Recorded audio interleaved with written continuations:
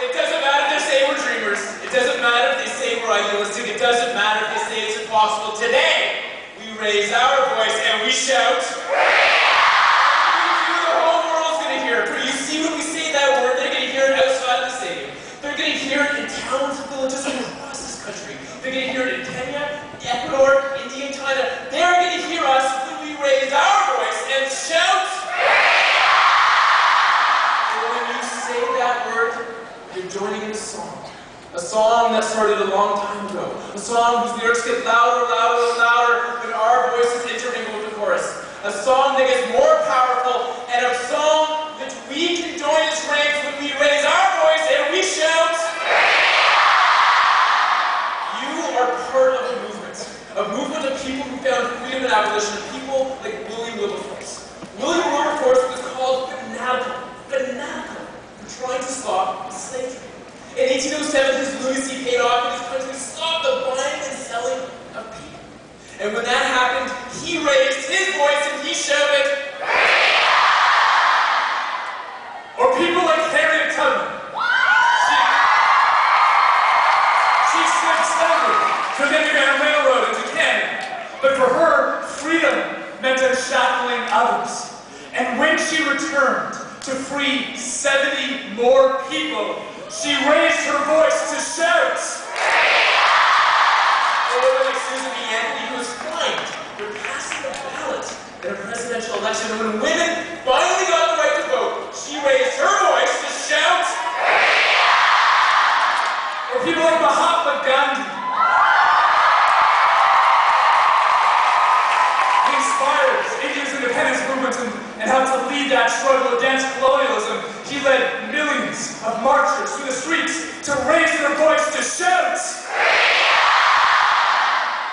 Or people like Nelson Mandela. He spent 27 years in prison fighting against apartheid in South Africa.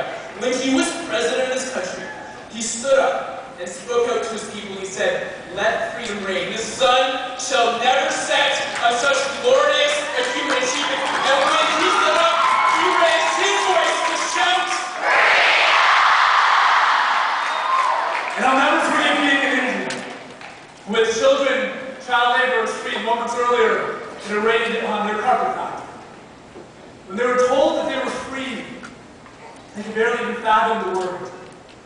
And then they repeated it, and they started chanting it, and they sang the word over and over again as tears were rolling down their cheeks, and they raised their voice to shout. And it was in that moment that I realized that freedom is the most precious commodity on this earth. Its absence causes the most intense hunger, the driest thirst, the deepest longing. It's something that we can't truly understand until it's being stripped away from us, or until it's being given back. And in those moments, there's nothing left but to join in this song, to raise our voice and to shout. Guys, those things that admit they don't have to be physical change. Self-doubt can be one of the greatest shackles that bind us. We're so often asked, I'm only one person. What difference can I make? But the thing is we're not going to hear doubt in the stadium today. We're not going to hear doubt amongst this generation of young people. We're not going to hear doubt because we know when we join the strength, we can help free others from the shackles that bind them.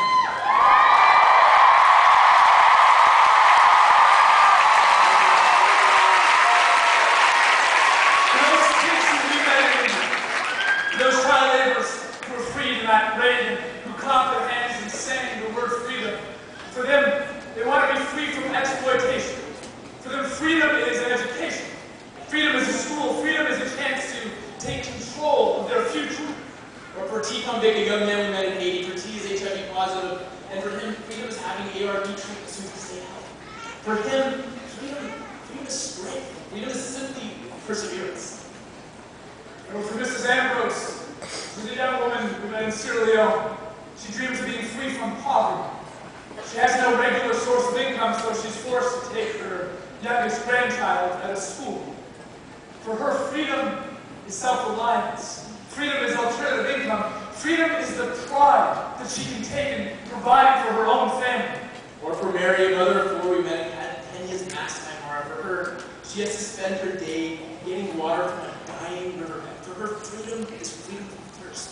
Freedom is being able to quench the thirst for youngest. Freedom is watching crops grow through the once parched earth. Now you know these freedoms as Adopt a Village. With these four pillars, education, water, health, and alternative income, we offer freedom to an entire community. And you heard here today how RIM is adopting a community in India and one in Kenya, and we would love for the schools here to join in that effort, because together